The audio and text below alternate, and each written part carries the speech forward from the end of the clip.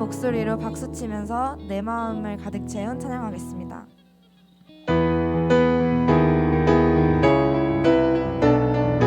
Recording in progress. 내 마음을 가득 채운 주의 은사를 찬양 어떻게 표현할 수 있나 수많은 찬양들로 그만 표현할 길 없어 다시 고백합니다. 주 사랑해요 엄만 나요 말로 다 할 수 없어 주 사랑해요 찬양 받아 주소서 수많은 멜로디와 찬양들을 들었지만 다시 고백하기 원하네 주님은 나의 사랑 삶의 중심 되시오니 주를 찬양합니다. 주 사랑해요 엄만 나요 말로 다 할 수 없어 주 사랑해요 찬양 받아 주소서 주님 사랑 다시 고백하는 새날 주신 감사해요 주님 사랑 다시 고백하는 새날 주신 감사해요 주 사랑해요 엄만 나요 말로 다 할 수 없어 주 사랑해요 찬양 받아 주소서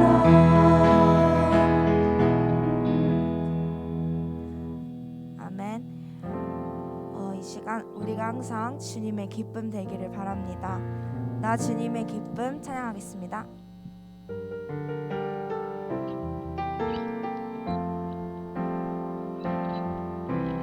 나 주님의 기쁨 되기 원하네 내 마음을 새롭게 하소서 새 부대가 되게 하여 주사 주님의 빛 비추게 하소서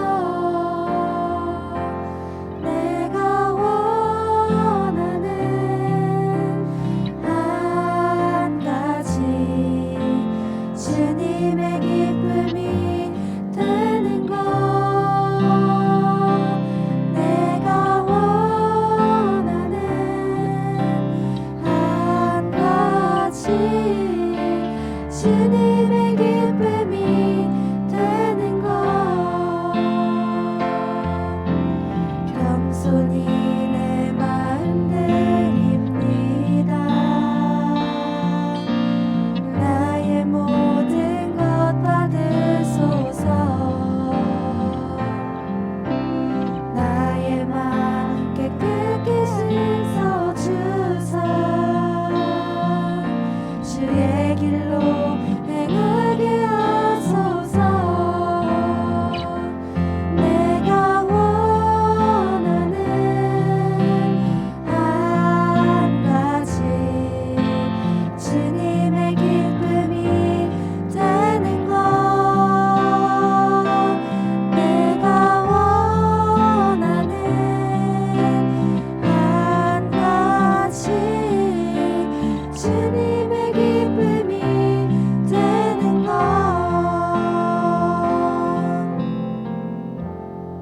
아멘.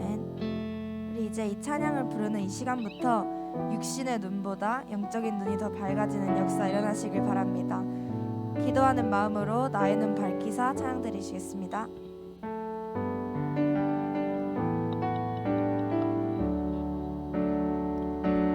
나의 눈 밝히사 주 뜻 보게 하소서 믿음의 눈으로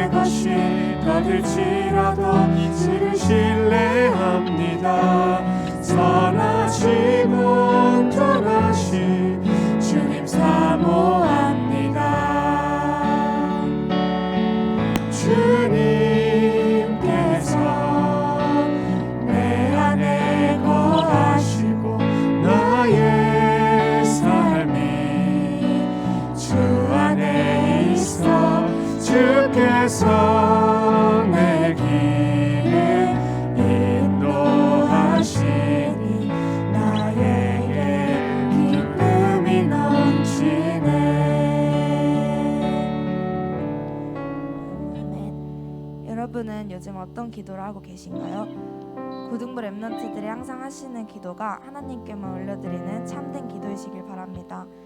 참된 기도 찬양 드리시겠습니다.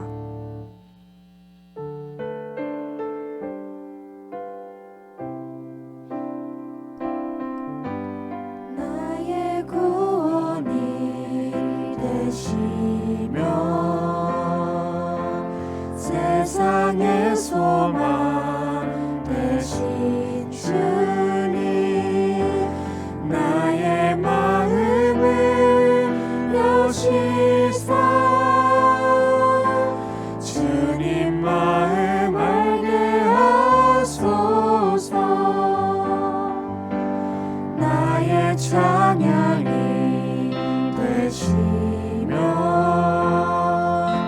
세상의 해답 되신 주님 나의 생각을 지키사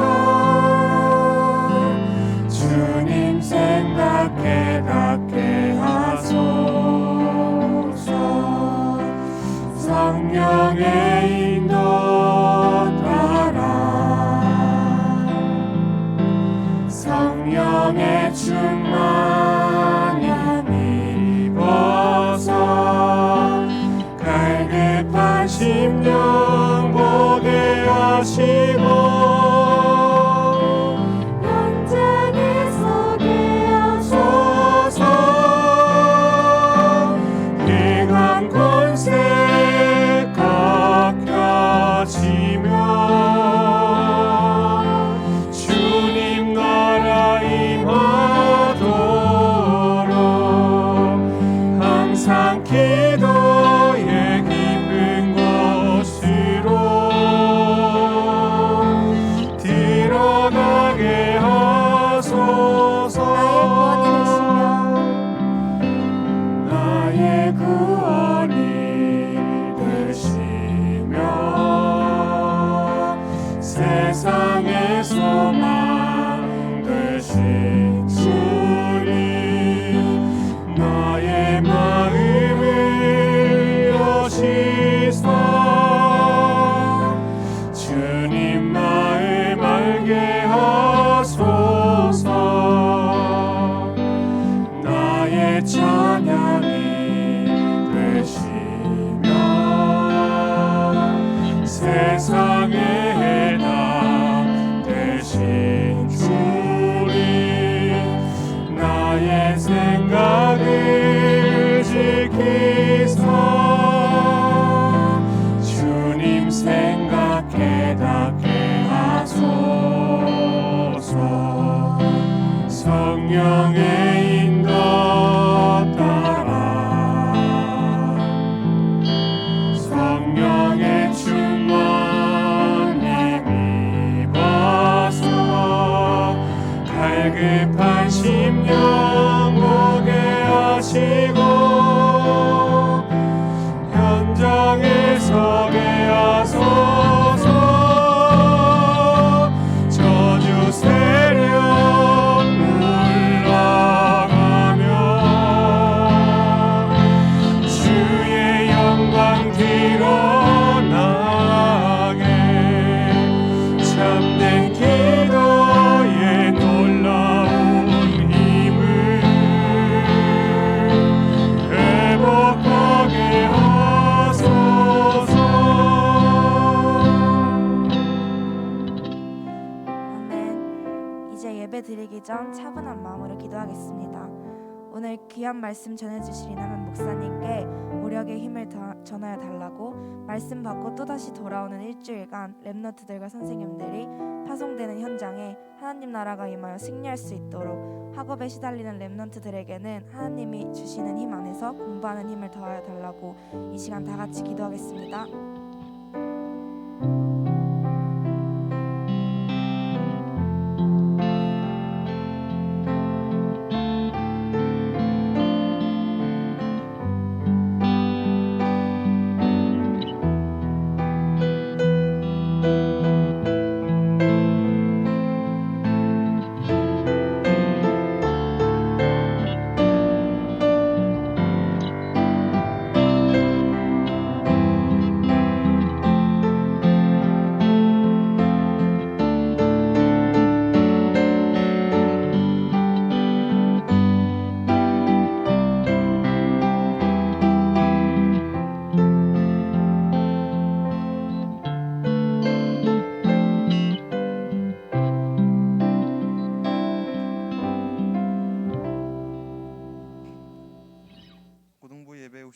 여러분을 예수 그리스도의 이름으로 환영합니다.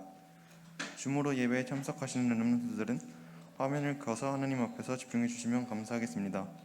이진경 선생님께서 예배를 위해서 기도하시겠습니다.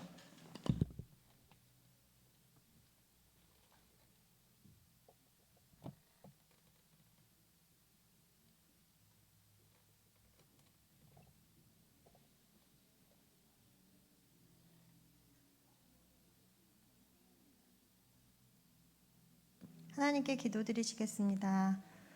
하나님 감사합니다. 하나님 말씀으로 저희의 모든 상황 가운데 답을 찾는 기쁨이 저희의 것이 되게 하여 주옵소서. 모든 것 속에서 나를 치유하는 기쁨으로 이번 주를 살게 하시고 모든 현장에서 눈에 안 보이는 치유의 답을 가진 증인이 되게 하옵소서. 그리스도를 아는 순간 우리의 운명이 완전히 바뀌었음에 참 감사를 드립니다. 하나님 자녀의 신분과 권세가 있음을 알게 하셨으니 보좌의 축복, 시공간 초월의 능력을 누리고 사용하게 하옵소서. 무시로 기도하고 가는 곳마다 무능력을 뒤집고 흑암의 운명을 바꾸고 과거의 상처에서 빠져나오도록 하옵소서. 먼저 믿은 우리의 작은 믿음이 후대에게 전달되어 미래 운명을 완전히 바꾸는 미래 재앙을 막는 역사가 일어나게 하옵소서. 많은 말을 듣고 많은 생각을 이야기할 수 있지만 오늘의 예배를 통해 하나님의 영으로 충만케 되는 은혜를 주시기를 기도합니다. 예수 그리스도 이름으로 기도드렸습니다. 아멘.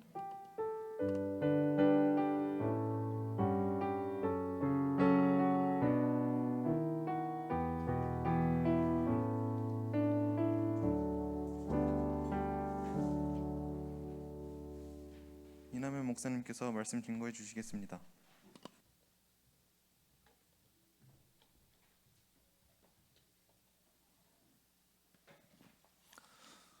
하나님의 말씀 사도행전 2장 14절에서 21절 같이 보겠습니다.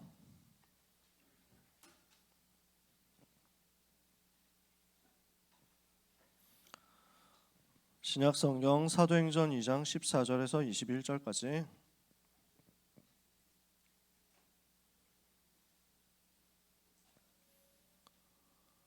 사도행전 2장 14절에서 21절 찾으셨으면 교독하겠습니다. 베드로가 11사도와 함께 서서 소리를 높여 이르되 유대인들과 예루살렘에 사는 모든 사람들아 이 일을 너희로 알게 할 것이니 내 말에 귀를 기울이라.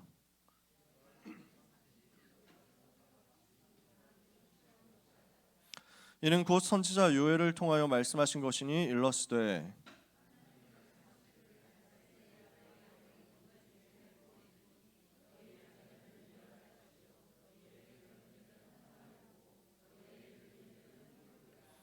그때 내가 내 영을 내 남종과 여종들에게 부어주리니 그들이 예언할 것이요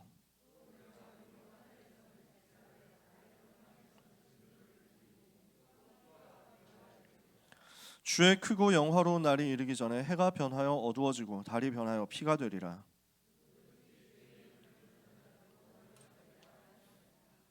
아멘. 오늘 나눌 말씀 미리 정복한 베드로입니다.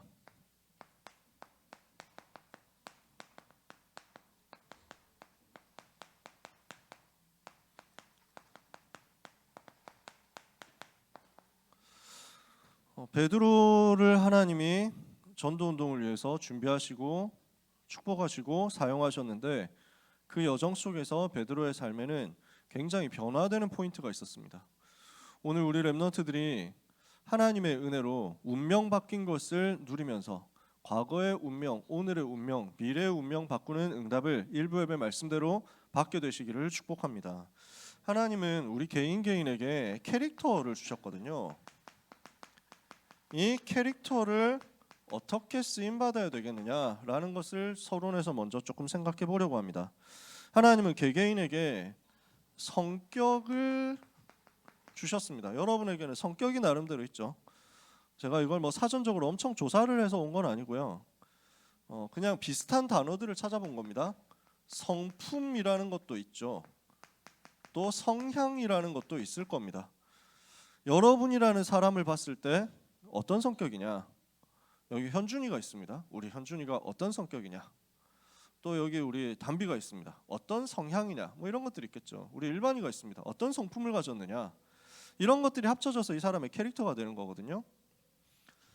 그런데 이 성격이 예를 들어서 뭐 성격, 성품, 성향 이런 걸 합쳐가지고 우리가 캐릭터라고 얘기를 해봅시다. 엄밀한 사전적인 정의를 제가 얘기를 하는 건 아니에요. 편하게 그냥 얘기를 해보는 겁니다.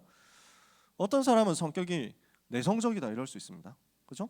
어떤 사람은 성격이 외향적이다 이럴 수 있습니다. 자, 여기 손 들어볼까요? 나는 내성적인 것 같다. 손. 나는 외향적인 것 같다. 손. 뭐 시키는 거 뭐 안 들면은 뭐 패고 이런 건 아니니까요. 나는 뭔지 잘 모르겠다. 손 들어봅시다. 지금까지 안 든 사람 다 들어야 될 거 아니야. 자, 뭐 여러분 나름대로 성품이 있을 거 아닙니까? 또는 그래서 외향적, 내성적 뭐 이런 것만 해도 성격이 되죠. 왜 성격 유형 검사 이런 거 하잖아, 그지? 그래서 MBTI를 해가지고 여러분 나름대로 결과 나온 게 있지 않습니까? 저는 ISTJ거든요. 내향이 뭐냐? 내향이 그 내향 이게 I야? 아, 네. 그러면은 E인 사람 손 들어 봅시다. 나는 MBTI 했더니 E다. 그래가지고 해본 사람 많더라. 나는 I다. 네. 그럴 수 있죠. 그 다음에 뭐 또 뭐 MBTI만 해가지고도 뭐 나오잖아. 뭐 직관적이다 뭐 이런 것도 있고, 그지? 뭐 감성적이다 이성적이다. 나는 감성적이다. 손 들어 봅시다. 나는 감성. 나는 이성 쪽이다. 손 들어 봅시다. 네. 왜 손을 안 들지? MBTI 안 해서 그런가? 네, 안 했을 수도 있죠.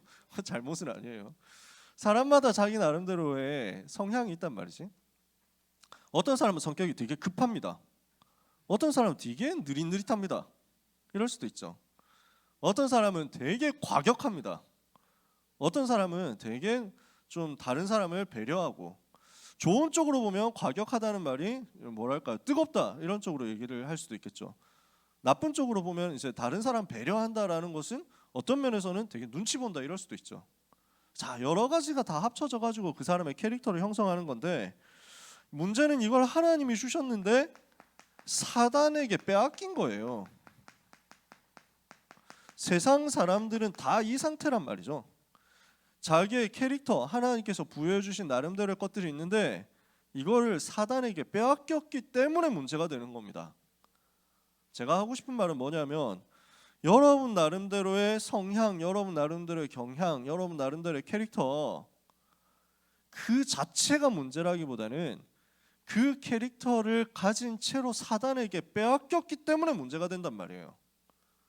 그래서 하나님을 떠난 인생이, 죄에 빠진 인생이, 마귀의 자녀된 인생이 만약에 성격이 외향적이다 이러면은 마귀가 그 외향적인 성격을 끌고 가가지고 망하는 대로 데리고 간단 말입니다. 그 사람은 외향적이라서 망하는 게 아니라 마귀 자녀라서 망하는 거예요. 그 사람은, 복음이 없는 사람은 외향적인 사람이다. 외향적인 그 성격 가지고 복음 없는 쪽에서 망합니다. 무슨 말이냐? 복음 없는 사람은 내성적이라서 망하는 게 아니라 내성적인 그 부분을 사단이 끌고 가가지고 활용해서 이용해서 망가뜨리는 겁니다. 다시 말해봅시다. 복음 없는 사람은요, 내향적이면 우울증 걸려서 망합니다. 복음 없는 사람은 외향적이면 싸돌아다니다가 타락해가지고 망합니다. 무슨 말인지 아시겠어요? 사단에게 빼앗긴 게 문제라는 거야. 복음 가진 사람은 내향적이면 주님 바라보다가 승리합니다. 복음 가진 사람은 외향적이다? 그러면은 전도 문 열면서 승리합니다. 무슨 말인지 아시겠어요? 요지는 뭐냐? 키는 뭐냐? 내 캐릭터가 뭐냐가 문제가 아니라 그것을 사단에게 빼앗겼다는 게 문제란 말이에요. 그래서 사단은 어떻게 해서 사람을 속였습니까? 창세기 3장 나 중심이면 된다 이걸 가지고 속인 거죠. 창세기 6장 육신 중심으로 즐거우면 된다 이렇게 해가지고 속이는 겁니다. 창세기 11장 성공만 하면 된다라고 해가지고 사람을 속이는 겁니다. 나 중심, 육신 중심, 성공 중심이라는 이 부분을 가지고 사단은 사람의 생각, 마음, 영혼을 싹 빼앗아갔습니다. 그 결과 사람들이 행동하고 선택하는 것은 사도행전 13장 무속, 사도행전 16장 점술, 사도행전 19장 우상이라는 종교의 틀에 딱 갇혀 있는 겁니다. 종교가 뭡니까? 내가 뭘 해야 된다라고 생각하는 게 종교입니다. 내가 뭔가 열심히 해야 되고, 내가 뭔가 바르게 해야 되고, 내가 뭔가 착하게 해야 된다라고 생각하면서 기준을 나에게 두는 것이 종교예요. 이렇게 하면 무너질 수밖에 없거든요. 뭘로 무너집니까? 불신자 상태로 무너지는 겁니다. 태어날 때부터 근본적으로 마귀의 자녀인 채로 태어납니다. 살아가면서 우상 숭배합니다. 그러니까 정신의 문제 올 수밖에 없죠. 육신의 문제 올 수밖에 없죠. 그러다가 죽어서 심판받고 지옥 가는데 죽기 전에 이미 죽음처럼 살아가고 지옥 가기 전에 이미 지옥처럼 살아가는 겁니다. 그러다가 이 문제가 후대에게까지 전달되니까 가정 가문까지 다 실패합니다.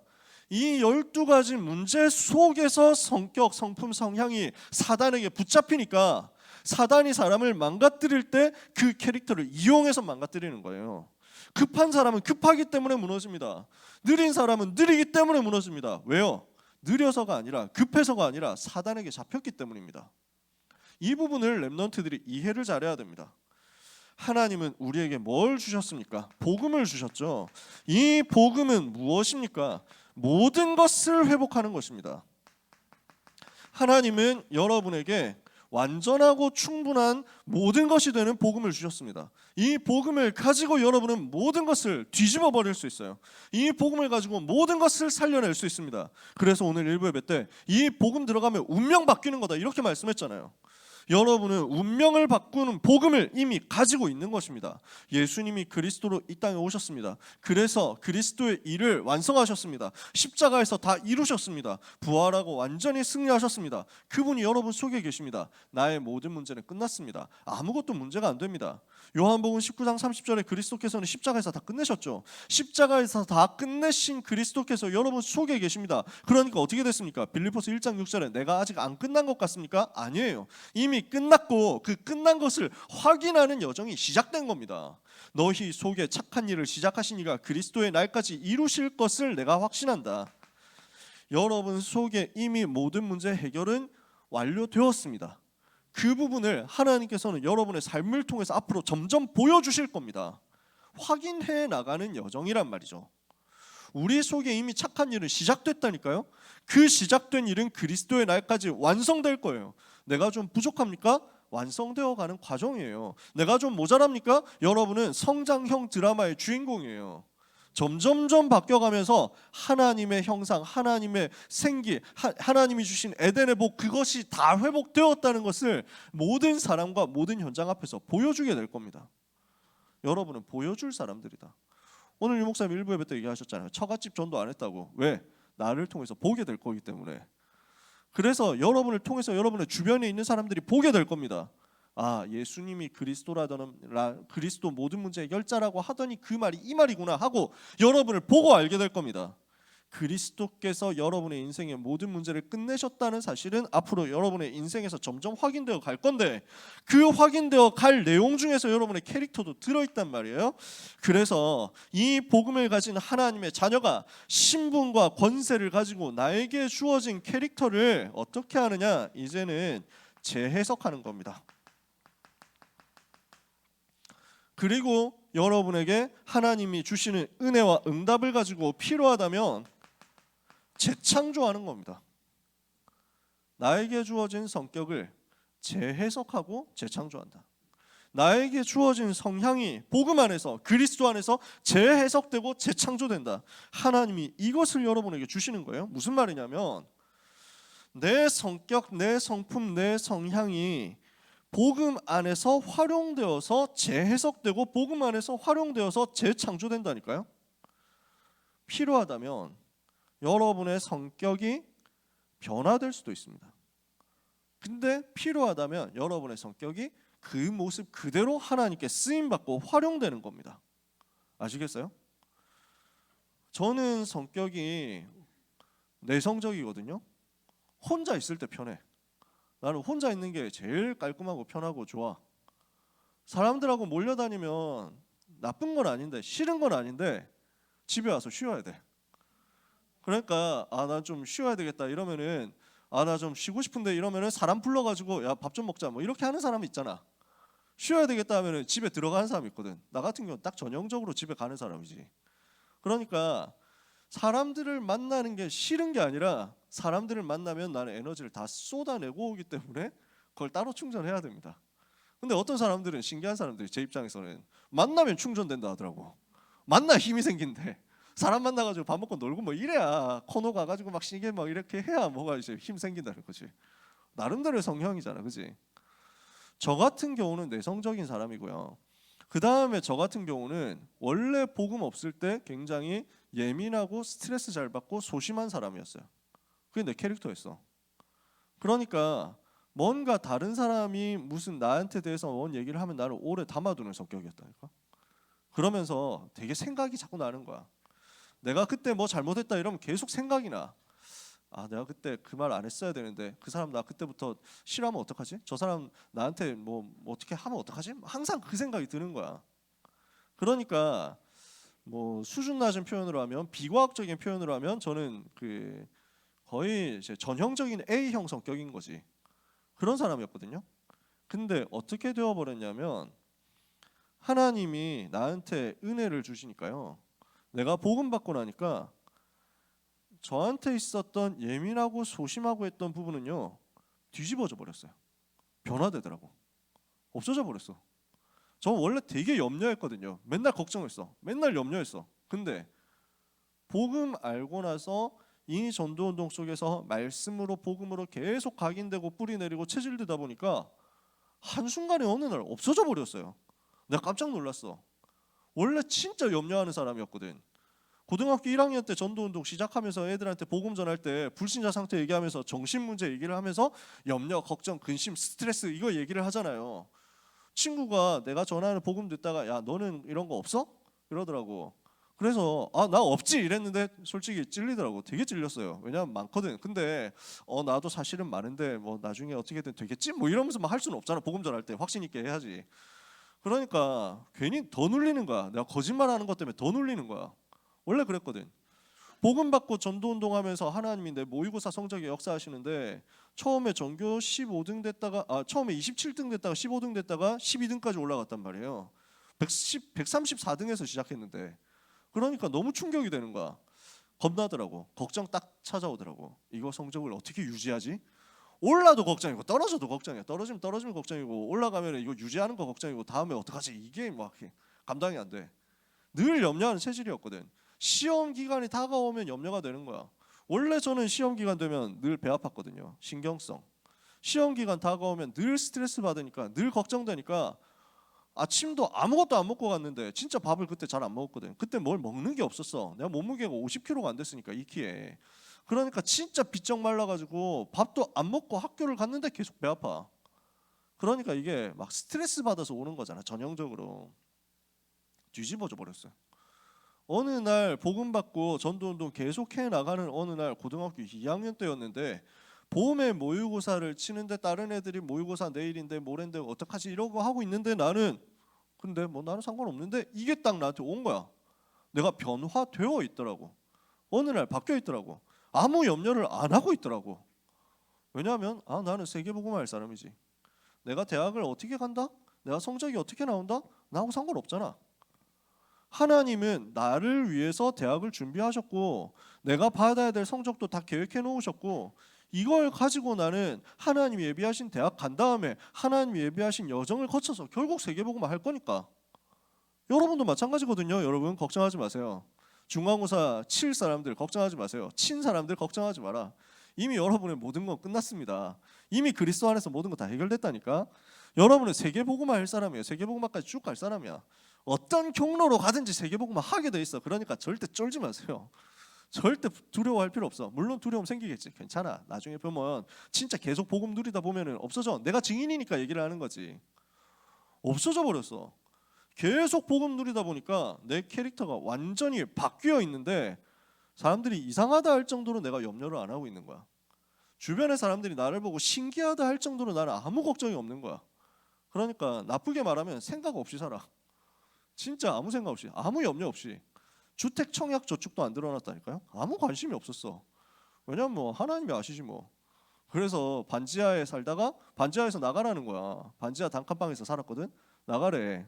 뭐 어디 가지? 하나님 예배해놨겠지. 이러니까 보다 못한 교회에서 교회로 들어오라고. 내가 전에 참사랑교회 있을 때 교회 방 한 칸 있으니까 교회에서 살아라고. 그래서 네 알겠습니다 하고 들어가가지고 아무 생각 없이 결혼 전까지, 그러니까 교회에서 사임할 때까지 그 방에서 살았어요. 5년 살았어. 반지하에서 7년 살고 교회에서 5년 살고. 교회에서 사니까 편하더라고. 교회 가기 제일 가까우니까. 교회 갈 때 제일 가까워. 네, 더 이상 에피소드 얘기하면 여러분들이 노잼인데 왜 이렇게 길게 하십니까? 라고 할까봐 말을 못 하겠어요. 진짜 저는 아무런 염려 없이 살았어요. 지금도 마찬가지예요. 하나님이 하시니까. 지금 아파트에서 사는데, 임대 아파트에서 사는데 어떻게 해서 살게 됐냐? 뭐 아무 계획 없었어. 그래서 하라고 누가 정보 알려줘가지고 네 넣어볼게요. 뭐 아무 청약 저축도 없고 뭐 조건 아무것도 없거든. 근데 넣었는데 미달됐어. 그래가지고 들어가서 살고 있어. 하나님이 하시더라니까. 뭐 저는 아무 생각 없습니다. 앞으로도 어떻게 살 거냐 아무 생각 없습니다. 재창조돼 버렸어. 변화된 거야. 근데 나한테 있는 내성적인 성격 있잖아. 이거는 그대로야. 안 바뀌었어. 사람 만나는 게 사람 만나는 것보다 혼자 있는 게 더 좋아.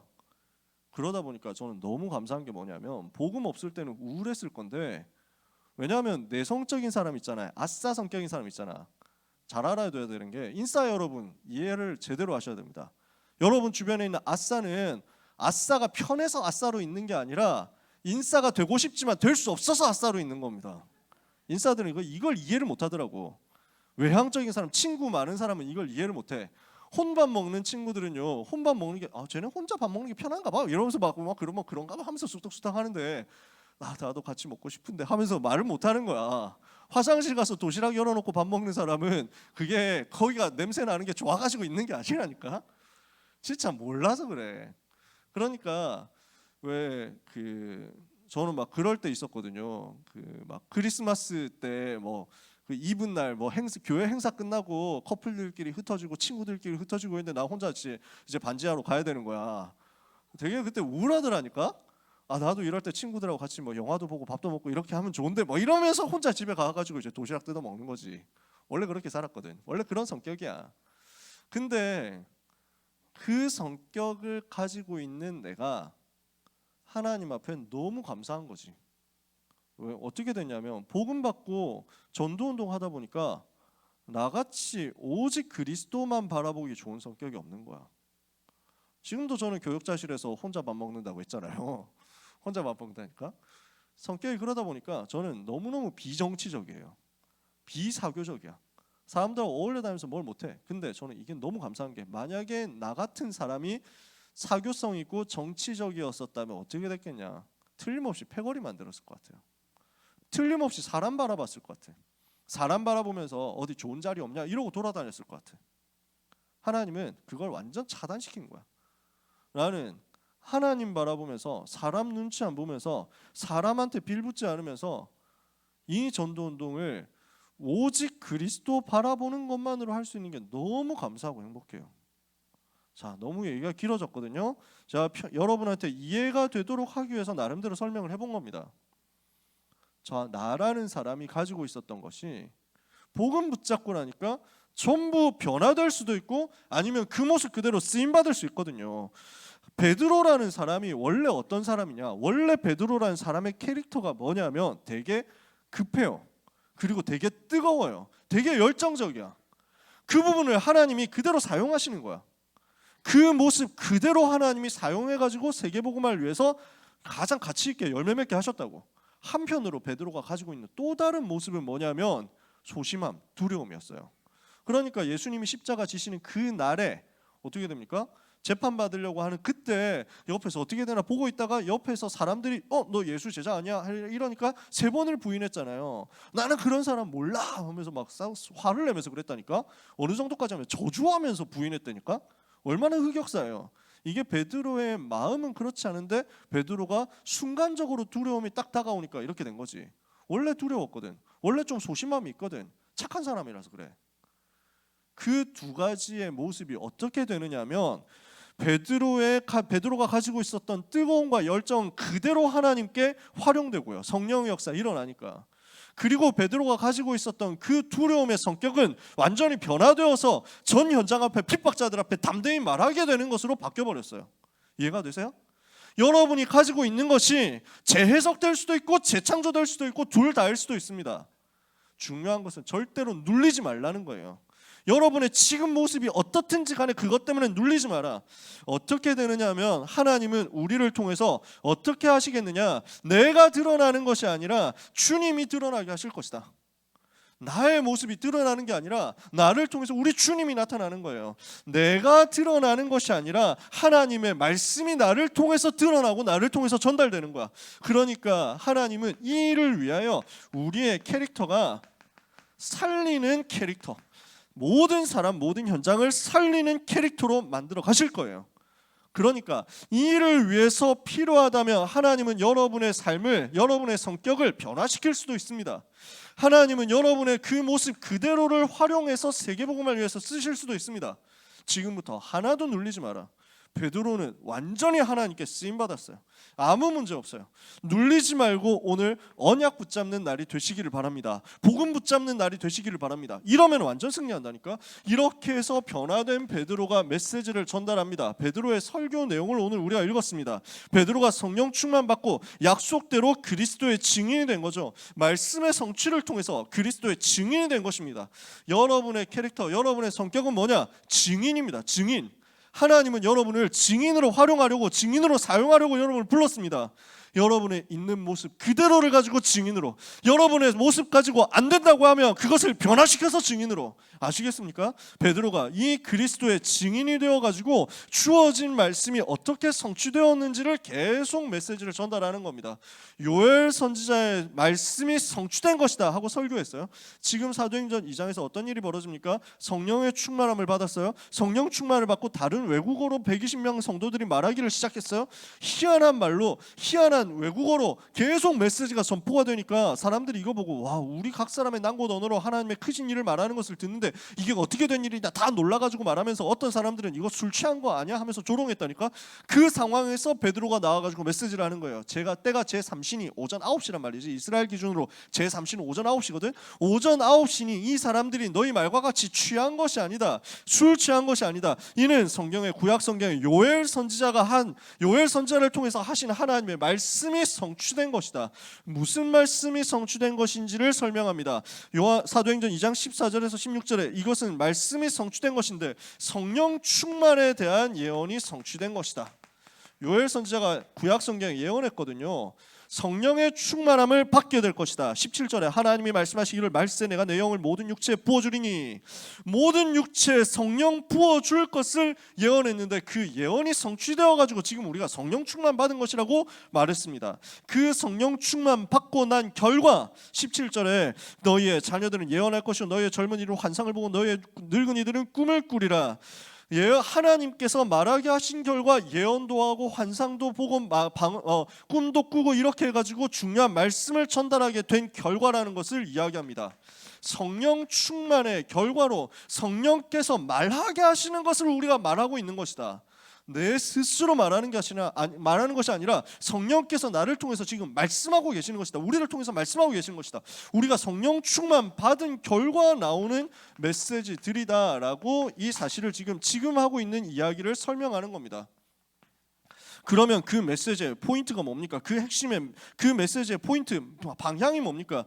21절이잖아요. 누구든지 주의 이름을 부르는 자는 구원을 받으리라. 바로 이렇게 성령 충만 받아서 메시지가 선포되고 있는 이 시간이 누구든지 주의 이름을 부름으로써 구원받는다고 하는 그 말씀이 성취될 시간표 아니냐? 이것을 얘기를 하는 겁니다. 이게 베드로의 메시지였습니다. 요엘 선지자가 했던 요 메시지가 지금 성취될 날이다. 성령 충만 받아가지고 예언하는 사람들을 만나면 그때가 주의 이름 불러서 구원받을 그때니까 이 시간표에 주의 이름을 불러야 된다라는 이야기를 베드로가 하는 거죠. 그러면 불러야 될 주의 이름이 누구의 이름입니까? 누구 이름을 불러야 됩니까? 이걸 베드로가 두 번째로 얘기를 하는 겁니다. 우리가 14절부터 36절까지를 다 읽어야 되는데 너무 기니까 21절까지만 읽은 거죠. 22절부터 설교합니다. 22절부터 나오는 설교가 이겁니다. 이 날이 왜 임했는지를 설교하는데요. 하나님께서 나사렛 예수를 보내셨고 그 예수님이 예언대로 죽으시고 성경대로 부활하셨다. 예수님이 분명히 부활하셨는데 왜 부활했느냐? 구약 성경에 보니까 기름 부음 받은 자 그리스도는 무덤에서 썩음을 당하지 않을 것이라고 했다. 만약에 그리스도가 왔다 했을 때 그분이 그리스도인 증거는 무덤에서 썩음을 당하지 않는 것이라고 했는데, 구약 성경 시편 16편에 말씀했던 대로 예수님이 바로 부활하셨다. 그 말은 무슨 말이냐? 예수님이 그리스도 그분이 맞다는 얘기다라는 것을 이야기한 거죠. 그 예수님이 예언대로 부활하셨고 그 예수님이 성령을 우리에게 보내셨다라는 것을 설명합니다. 그래서 예수님이 그리스도 맞다는 사실을 증거한 겁니다. 그러므로 예수가 곧 그리스도다. 36절에 보니까 그런즉 이스라엘 온 집은 정령할지니 하나님 너희가 십자가에 못 박은 이 예수를 하나님이 주와 그리스도가 되게 하셨느니라. 이걸 지금 구약 성경을 인용해서 설명하는 거죠. 이것은 뭘 한 겁니까? 말을 잘한 게 아니라 증인이 된 겁니다. 우리에게 임한 말씀의 성취에 대해서 증인이 된 겁니다. 이렇게 했더니 하나님이 어떻게 역사하셨습니까? 이 말씀을 들은 사람들 중에서 결단하는 사람이 3,000명이 나왔습니다. 3,000 제자가 일어나서 이 3,000명의 제자들을 통해서 다락방 운동의 현장이 일어나게 된 거죠. 여러분의 삶이 이렇게 쓰임받는다는 얘기입니다. 여러분의 캐릭터가 이 일을 위해서 쓰임받게 된다는 얘기입니다. 나는 뭘 하면 되느냐? 내가 성격이 이렇다 저렇다 하는 것을 가지고 절대로 낙심하거나 스스로를 판단하거나 스스로를 제한하지 마세요. 여러분이 하나님의 영에 사로잡혀 버리면요, 여러분이 하나님의 말씀에 사로잡혀 버리면요, 여러분의 그 모습, 그 능력, 그 내용과 그 성격을 가지고 하나님은 이 일을 이루시는 것입니다. 그래서 여러분은 세계복음화하기 제일 좋다. 여러분 지금 왁구 세계복음화 할 왁구 아시겠어요? 여러분의 지금 가지고 있는 배경, 여러분이 지금 들고 있는 수저, 세계복음화하기 가장 좋은 조건. 하나님은 나를 세계복음화를 하기에 제일 좋도록 하기 위해서 나를 우리 집에 태어나게 하셨어요. 세계를 살리기에 제일 좋은 조건으로 나에게 이런 얼굴과 나에게 이런 키와 나에게 이런 몸을 주셨어요. 그러니까 아무것도 우리는 스스로에 대해서 낙심할 게 없어. 오늘부터 영적인 힘을 얻는 우리 귀한 모든 렘넌트들이 되시기를 주님의 이름으로 축복합니다. 이 베드로가 어느 정도까지 확신이 생기고 어느 정도까지 담대해졌는지 성전 미문 앞에서 하나님이 하신 기적을 가지고 전 현장 앞에 예수가 그리스도라고 정확하게 설명하게 된 겁니다. 베드로에게 하나님이 담대함과 확신을 주셨는데 어느 정도냐? 모든 사람이 다 보고 알도록 정확한 복음을 증거하고 기적을 일으켰어요. 지금 베드로가 정시기도 스케줄 속에 있었습니다. 베드로가 3장 1절에요. 베드로가 요한과 함께 제9시 기도 시간에 성전으로 올라갔습니다. 그랬는데 이때 어떤 일이 일어납니까? 성전 미문, 뷰티풀 게이트예요. 아름다운 밑자예요. 그래서 성전 들어가는 길에 있는 뷰티풀 게이트가 있어. 이 미문으로 들어가려고 하는데, 미문으로 들어가서 성전에서 정시기도 하려고 하는데 지금 나면서부터 안진뱅이 된 사람을 발견하게 됩니다. 원래부터 알고 있었을 거예요. 미문에서 나면서부터 안진뱅이니까 오랫동안 거의 한 40세 가까이 되었다고 성경에 써있죠. 그러니까 아주 오랫동안 이 사람이 국어를 그 자리에서 해왔을 거예요. 아마 알고 있었을 거예요. 근데 정시기도라는 영적인 스케줄 속에 있으니까 다르게 보이는 거예요. 여러분이 영적인 시스템 가지고 있죠? 현장이 다르게 보입니다. 현장 보는 눈이 달라집니다. 아, 저 안진뱅이가 현장이구나. 저 안진뱅이를 하나님이 지금 우리에게 붙이셨구나. 다르게 보였습니다. 지금 이 안진뱅이에게 있는 문제의 근원이 무엇이냐? 누구도 고치지 못한 병의 원인이 무엇이냐? 이 사람이 해결할 수 없는 문제의 진짜 원인을 발견하게 된 것입니다. 뭐죠? 창세기 3장 하나님을 떠나서, 로마서 3장 23절 죄에 빠져서, 요한복음 8장 44절 마귀의 자녀 된 결과로 온 저주의 운명이 이 사람에게 이런 모습으로 나타났구나. 베드로에게 이게 보였단 말이에요. 지금 모든 문제의 원인, 하나님 떠나서 죄에 빠져서 마귀의 자녀 된 게 이 사람의 진짜 문제구나. 이 사람의 문제는 안진뱅이가 된 것도 문제가 아니고, 이 사람의 문제는 가난해가지고 구걸하고 있는 것도 아니고, 이 사람의 문제는 힘든 것도 아니고, 다른 어떤 것도 아니고, 그리스도를 못 만난 문제구나. 그렇다면 전달해야 될 게 뭔지가 보이잖아요. 이 사람한테 필요한 게 뭡니까? 정말 이 안진뱅이에게 필요한 것이 뭡니까? 은과 금은 내게 없거니와 내게 있는 것을 네게 주노니 곧 나사렛 예수 그리스도의 이름으로 일어나 걸으라. 지금 필요한 건 이거란 말이에요. 우리 현장에 필요한 건 이거란 말이에요. 우리 현장에 전달해야 될 것은 예수 그리스도입니다. 여러분의 인생을 통해서 전달되어야 하는 것은 예수 그리스도입니다. 대학에 필요로 하는 것이 예수 그리스도예요. 직장의 산업의 현장에, 서밋 현장에, 엘리트 현장에, 경제 현장에 필요한 것 예수 그리스도. 여러분 가정에 필요한 것 예수 그리스도. 이 지역에 필요한 것 예수 그리스도. 237 나라 우크라이나 모든 현장에 필요한 것 예수 그리스도. 이 사실을 우리가 확신을 가지고 현장으로 들어가면 하나님은 여러분에게 예수 그리스도 말할 수 있는 증거의 문을 열어주실 것입니다. 나사렛 예수 그리스도 이름을 가지고 근본 문제를 해결해버렸습니다. 그분은 근본 문제를 십자가에서 다 끝내버린 분이잖아요. 요한복음 14장 6절에 하나님 만나는 길을 여셔서 근본 문제 해결했습니다. 로마서 3장 23절에 죄 때문에 멸망하게 된 인간을 살리시려고 참 제사장이 되셔서 죄와 사망의 법에서 인간을 해방시켰습니다. 그리스도는 요한일서 3장 8절에 하나님의 아들이 나타나신 것은 마귀의 일을 멸하려 하시려 사단의 권세를 꺾는 왕으로서 인생의 근본 문제를 해결한 겁니다. 모든 문제의 원인이 창세기 3장 문제라면 모든 문제의 결과는 모든 문제의 해답은 창세기 3장 15절이잖아요. 모든 문제의 원인이 이 세 가지 저주라면 모든 문제의 해답은 선지자, 왕, 제사장 되신 그리스도잖아요. 이 사실을 알고 정확하게 전달하니까 그 현장의 흑암이 꺾이고 근본 문제가 해결된 결과로 기적이 일어난 겁니다. 안진뱅이가 일어나 버렸죠.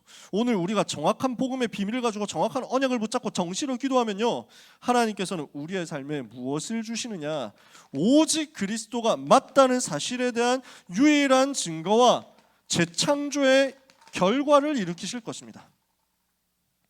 여러분의 삶에 베드로에게 주셨던 오직 유일성 재창조가 나타나는 이번 한 주간 되기를 예수님의 이름으로 축복합니다. 이 베드로가 응답을 받은 비밀을 가지고 중요한 편지를 남겼습니다. 그게 베드로 전후서입니다. 그 중에서 우리가 잘 알고 있는 메시지가 있습니다. 베드로가 언약을 붙잡고 흩어진 제자들에게 편지를 보냈는데요, 자기가 체험한 복음의 비밀을 전 세계 렘넌트들하고 제자들에게 전달했어요. 핵심이 뭐냐면 이 그리스도의 비밀이 우리에게 주어졌다는 겁니다. 나에게 주어졌다는 겁니다. 그 이야기를 합니다. 자, 베드로가 베드로전서 2장 9절에서 무엇을 얘기했습니까? 오직 너희는 택하신 족속이요 거룩한 나라요 왕같은 제사장들이요 그의 소유된 백성들로서 그의 기이한 빛에 들어가게 하신 자의 아름다운 덕을 선전하게 하려 하심이라 그랬습니다. 여기에서 세 가지가 나옵니다. 첫 번째, 우리를 보고 뭐라고 했어요? 왕같은 제사장이라고 했어요. 여러분은 그냥 성도, 교회 다니는 사람이 아니라 왕같은 성도입니다. 무슨 말입니까? 렘넌트는 왕 되신 그리스도, 사탄의 권세를 꺾으신 왕 되신 그리스도를 마음에 모셨기 때문에 그 왕 되신 그리스도의 비밀을 가지게 되었습니다. 내가 가는 곳마다, 여러분이 가는 곳마다 흑암 꺾는 역사가 일어나게 될 것입니다. 하나님이 이것을 여러분에게 주셨단 말이에요. 두 번째, 우리를 뭐라고 했습니까? 왕 같은 제사장이라고 했습니다. 우리는 제사장 같은 성도다. 이 말이 무슨 말입니까? 여러분을 가는 곳마다 살리게 되어 있어요. 죄 때문에 무너진 사람, 죄 때문에 멸망하는 사람, 이런 사람들을 가는 곳마다 용서하고 치유하고 살리는 역사가 일어나게 될 것입니다. 여러분이 가는 곳에 죄와 사망의 법 안에서 고난당하는 사람들이 변화되고 치유되고 살아나는 역사가 올 것이다. 그래서 이것을 가지고 저주를 막고 재앙 막는 역사가 일어날 것입니다. 우리 렘넌트들 때문에 현장에 저주가 막아지고 재앙이 막아지는 역사가 일어나게 될 것을 하나님 약속하시는 것을 여러분이 믿으시기를 바랍니다. 여러분은 어떤 사람이냐? 선지자와 같은 성도들입니다. 빛을 선전하는 선지자란 말이에요. 그래서 우리는 가는 곳마다 길을 전달하고 가는 곳마다 정확한 메시지를 전달하게 될 것입니다. 이 일을 하나님이 여러분에게 맡기셨다고요. 무슨 말입니까? 하나님이 여러분을 그리스도의 대사로 부르셨다는 거죠. 우리에게 하나님이 이 비밀을 주셨단 말이에요. 자, 어떻게 됐습니까? 예수가 그리스도라는 메시지를 정확하게 가지고 있었습니다. 예수가 그리스도라는 메시지를 정확하게 전달하고 있습니다. 예수가 그리스도 되신 이 비밀을 가지고 우리를 그리스도의 비밀 가진 하나님의 자녀 대사로 부르셨다는 것을 베드로가 말합니다. 그러니까 그리스도의 비밀 중심으로 완전히 인생이 하나님의 손에 붙잡히니까 그 캐릭터는 살아나더라는 것이. 오늘 하고 싶은 얘기는 이 얘기입니다. 우리 렘넌트 여러분, 다시 말합니다. 여러분이 어떤 상황에 있든지, 어떤 수준에 있든지, 어떤 배경 속에 있든지, 어떤 캐릭터를 가지고 있든지 괜찮습니다. 그리스도를 붙잡으면 그것 가지고 세계 살리게 될 것입니다. 모세의 손에 들고 있는 것이 지팡이 하나였거든요. 하나님은 전 재산이 지팡이 하나밖에 없는 이 80세 노인을 가지고 세계를 변화시켰어요. 모세 보고 물어보잖아요. 너의 손에 들고 있는 게 뭐냐? 지팡이입니다. 그거 하나면 된다는 거지. 여러분이 가지고 있는 것 그거면 됩니다. 여러분의 모습 그 모습이면 됩니다. 오늘 조건은 뭐냐? 그리스도 붙잡으면 됩니다. 예수가 그리스도라는 이 부분이 여러분 속에 붙잡아지면 이 그리스도의 대사로서 여러분의 현장에서 분명히 능력 나타나게 될 거니까요.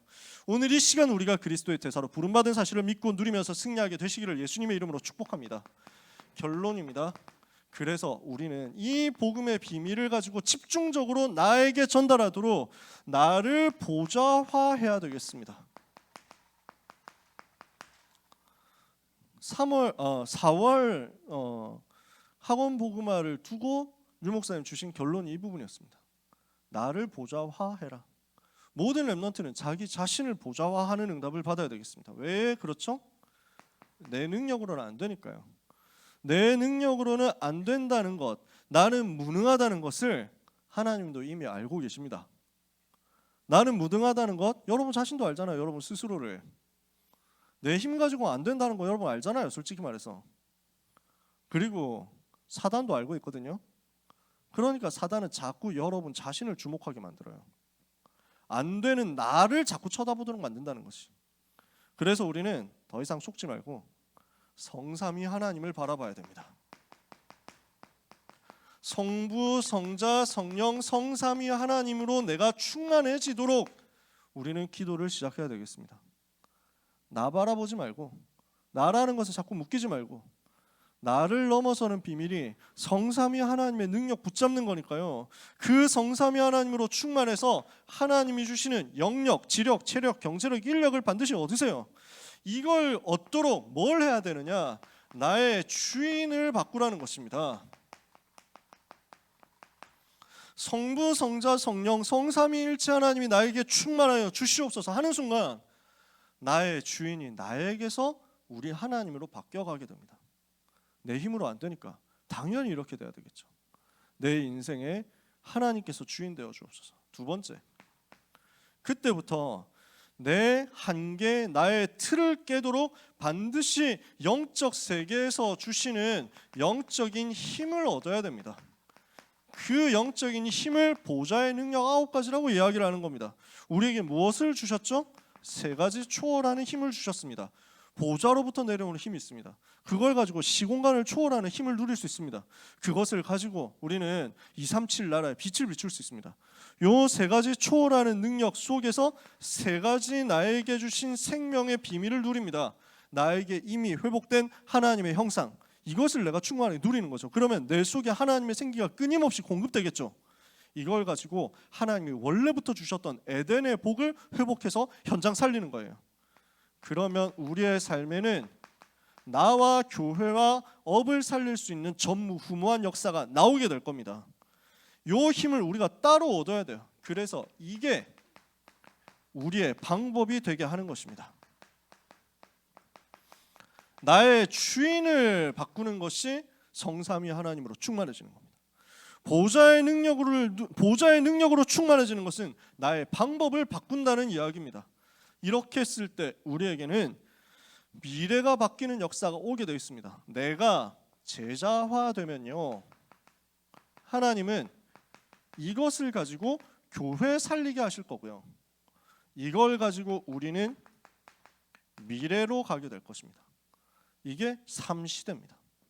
3가지 시대를 바꾸는 답은 제자화, 교회화, 미래화입니다. 이걸 가지고 우리는 무엇을 하느냐? 이 세 가지 시대 바꾸는 힘으로 내가 충만해지는 것은 나의 운명을 바꾸는 겁니다. 이걸 보고 393의 기도라고 합니다. 이번 한 주간 그리고 앞으로의 모든 수험생활 기간 동안에 우리 고등부 랩런트들이 누려야 될 내용입니다. 모든 랩런트는 주인을 바꿔라, 방법 바꿔라, 그래서 운명 바꿔라. 이 393 누리는 기도가 중간고사 준비할 전략이란 말이에요.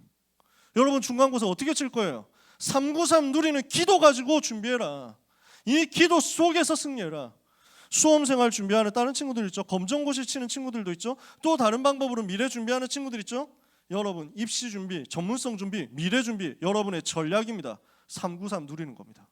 이 성삼위 하나님을 누리고 보좌의 축복 누리고 시대 변화시킬 힘을 누리고 있으면 이것을 가지고 우리는 시대 살리는 대로 갈 수 있습니다. 하나님의 손에 우리가 붙잡히게 될 거니까요. 그래서 이거 할 수 있도록 뭘 해야 됩니까? 여러분이 예배 속으로 들어가세요. 이거 할 수 있도록 혼자 있을 때 정시기도 속으로 들어가세요. 그리고 다락방 통해서 계속 이 부분을 누리세요. 이 응답을 우리 사랑하는 모든 고등부 랩런트들이 누리는 한 주간이 되시기를 예수 그리스도 이름으로 축복합니다. 기도하겠습니다. 하나님 은혜를 감사합니다. 랩런트들을 통해서 현장과 시대와 미래가 살아나게 될 것을 믿습니다. 주님 기도하오니 이 축복된 사역을 감당할 수 있도록 우리 자신의 캐릭터가 하나님께 쓰임받게 하여 주시옵소서. 성삼위 하나님으로 충만케 하옵소서. 보좌의 능력으로 충만케 하옵소서. 시대 변화시킬 힘을 충만히 얻게 하여 주시옵소서. 오직 그리스도로 우리의 각인과 뿌리와 체질이 변화되어서 우리 렘넌트 가는 곳마다 오직 유일성 재창조의 역사가 그 결과로 나타나게 하여 주옵소서. 귀한 모든 렘넌트들이 그리스도의 증인되는 한 주간이 되게 하옵소서. 예수 그리스도의 이름으로 기도합니다. 아멘.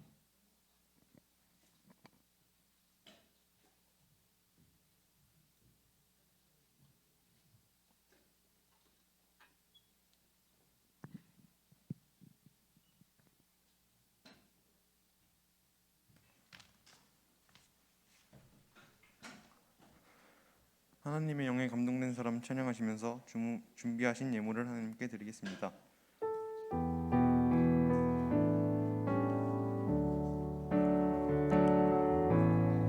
세상에 살지만 세상에 물들지 않고 성공도 하지만 성공에 매이지 않는 오직 성령의 충만함으로 복음이 말이 아닌 믿음으로 역사하고 말씀이 그리 아닌 언약으로 성취되는 전도자의 삶 속에서 해답 없는 시대의 아픔을 알고 성자의 숨겨진 문제를 치유하는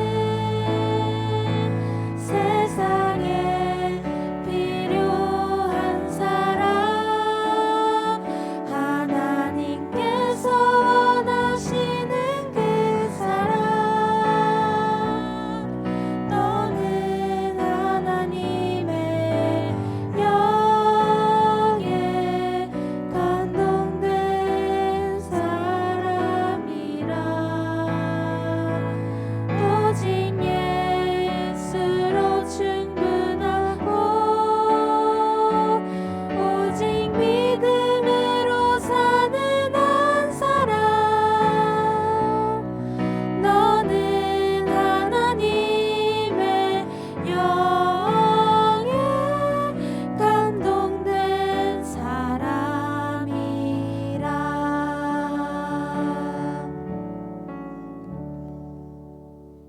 광고를 말씀드리겠습니다. 찬양팀, 찬양대, 워십팀을 모집합니다. 많은 신청을 바랍니다. 매주 수요일까지 김밥 신청을 단톡방에서 받습니다. 고등부 셔틀버스가 매주 운행됩니다. 5월 5일부터 8일까지 세계 선교대회가 진행됩니다. 고등부에서는 미국 텍사스주 오스틴에서 사역하시는 김태성 선교사님을 모시고 선교축제를 진행하게 됩니다. 김태성 선교사님의 기도 제목을 위해서 기도해 주시기 바랍니다. 이남현 목사님께서 드린 예물을 위해서 기도해 주시고 축도해 주심으로 예배를 마치겠습니다.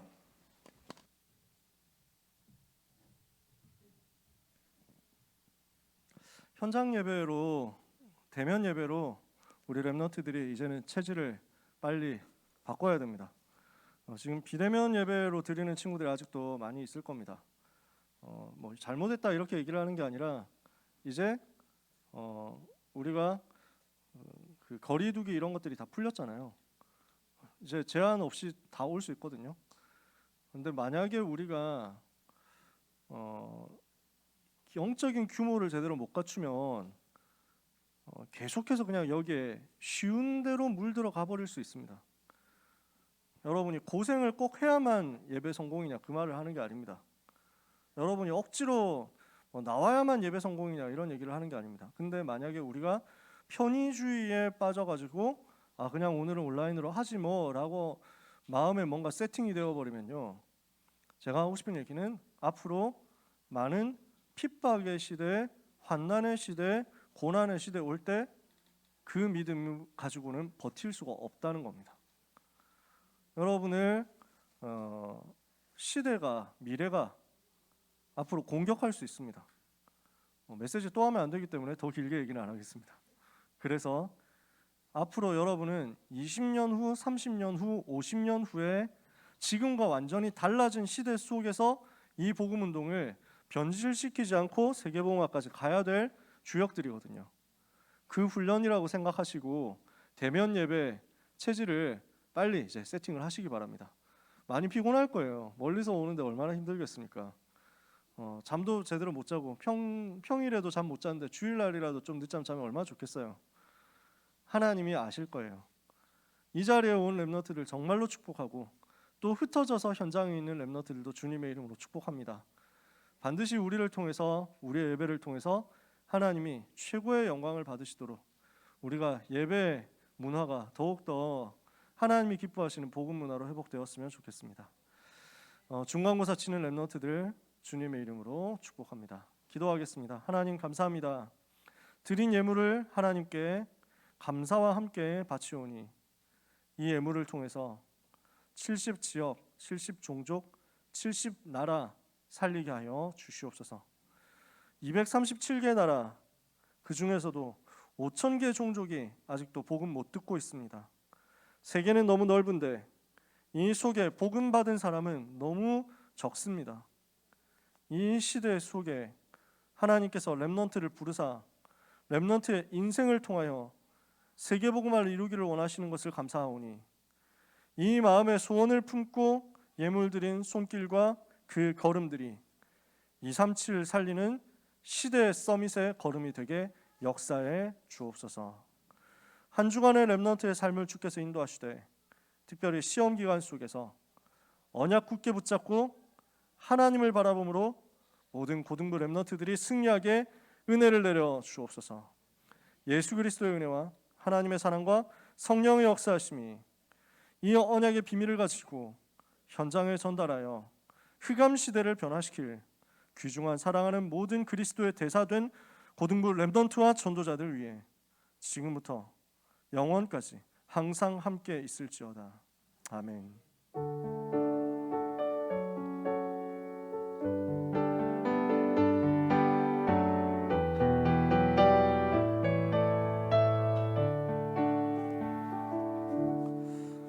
팀별로 포럼 해주시기 바라고 포럼 끝난 다음에 인터뷰할 사람들은 남아주시기 바랍니다.